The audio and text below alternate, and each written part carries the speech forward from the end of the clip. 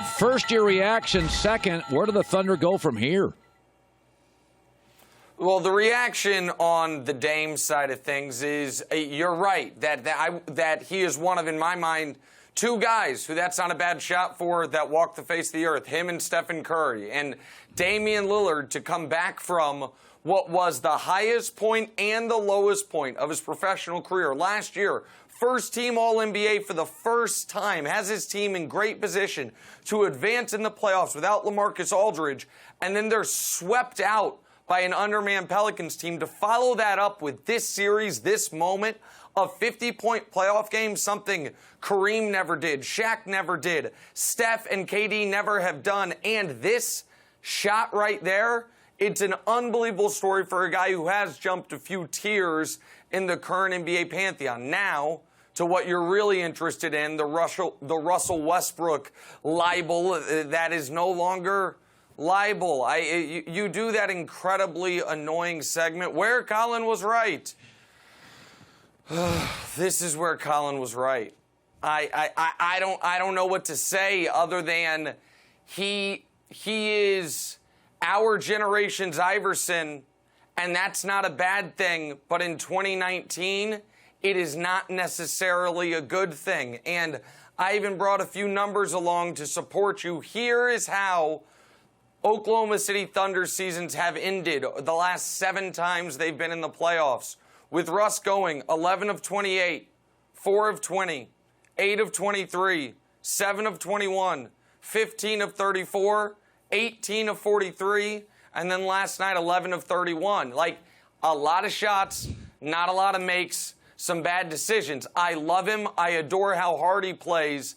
But is he a super high-level, effective player in 2019?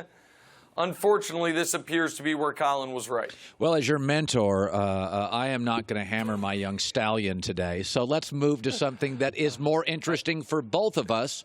Where do you go from here if you're the Thunder, Nick? Where do you go from here? Yeah. So, listen, my partner Chris Carter today said you build your team around Paul George. They are obviously capped out. They've got 4 more years of Russ at $170 million. They got 2 more years at Steven Adams of $53 million. They got Paul George locked up. They're paying Schroeder $30 million over the next 2 years. So this is going to be your team plus Roberson coming back. I am really skeptical that a team built around Paul George can get to where they need to get to. Here's why. We saw Russell Westbrook as a secondary option with the best player on the team being Kevin Durant. And that team had a ceiling. Paul George is great. He's not Kevin Durant. And Russell Westbrook might not be as good now as he was then. So if with a younger, more athletic Russell Westbrook as your number 2 and Kevin Durant as your number 1, you had a ceiling. What are you when it's Paul George as your number 1 and Russ and this version of Russ as your number 2? Next year, the NBA is going to be different, Colin, because KD is going to be in New York, and a lot more teams are going to feel like they have a chance. But OKC is a tier below the teams that are a tier below. Portland is excited for next year. Utah's excited for next year. But OKC in the last years hasn't been able to get past Portland, hasn't been able to get past Utah. And there's no Melo to blame this time. They're in a rough spot, which is, I know we're not talking Lakers, and you talked about a Mad Libs of awful Lakers quotes. Kurt Rambis interviews Jason Kidd. The hell is going on? But that's why the Lakers should call Sam Presti and say, hey, man, we got a parachute for you if you think this team that you've built has reached its ceiling and it's not great. Yeah, no, I think what they're going to be, to answer your question, if you have Paul George as the guy and Russell as your 2, you're the best version of what you can be. And I think that's better than the worst version of what you can be, where Paul kind of waits for Westbrook to make the decision. So let's segue to this. Yeah, but it's not a championship contender. No, and that's the killer. Yeah, it's not. And by the way, It's not. It's Utah didn't win a championship.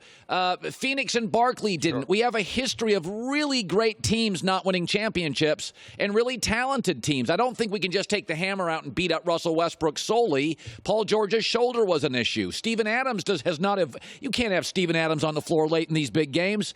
Billy Donovan, good coach, great. I'm not sure. Sam Presti let Harden go. So I don't think it's all on Westbrook. It's easy today to blame him for everything, but I thought even last night he had some magical moments. Let's shift to this.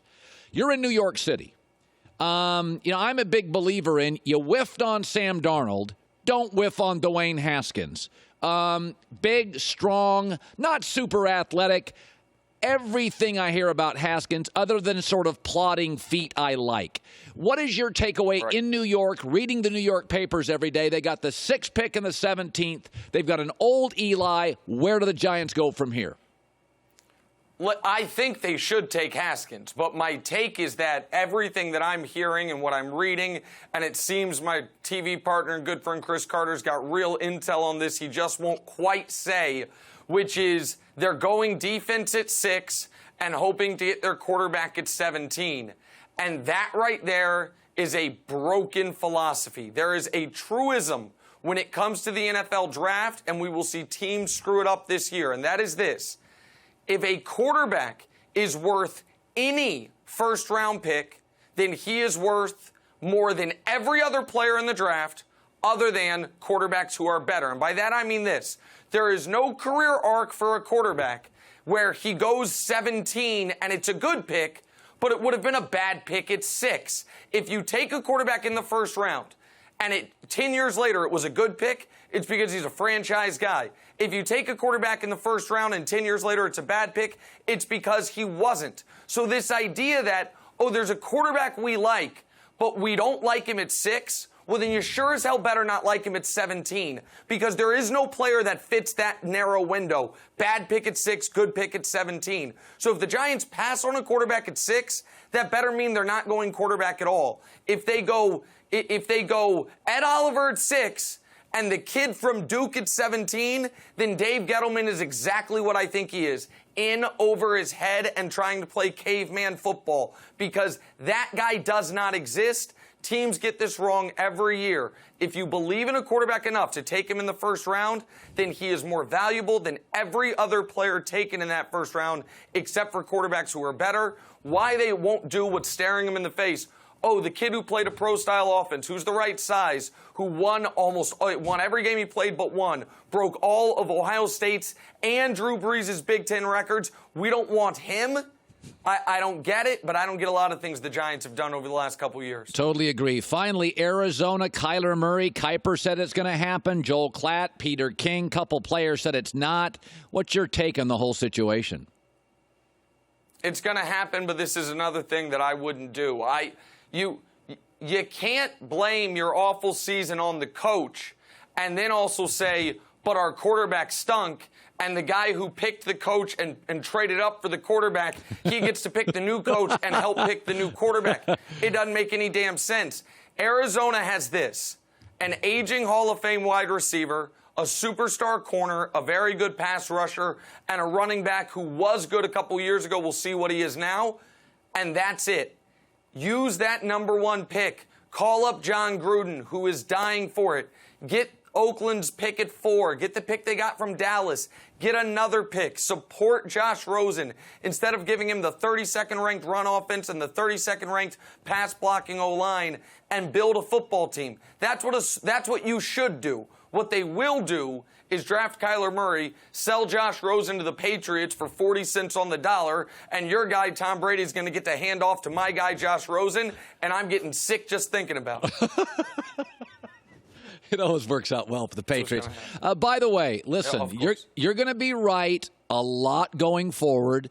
You took the wrong exit off the Westbrook freeway, but I'm there for you. I'm your support system, and I want you to sleep well. Listen, I want you to know I'm sad for Russ because I love him.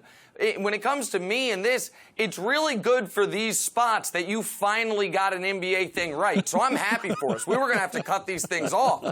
I'm glad you got one, Colin. You got one in the win column. We'll keep it moving. All right. Good seeing you, buddy. Nick Wright. First things first. See you, NFL draft tomorrow.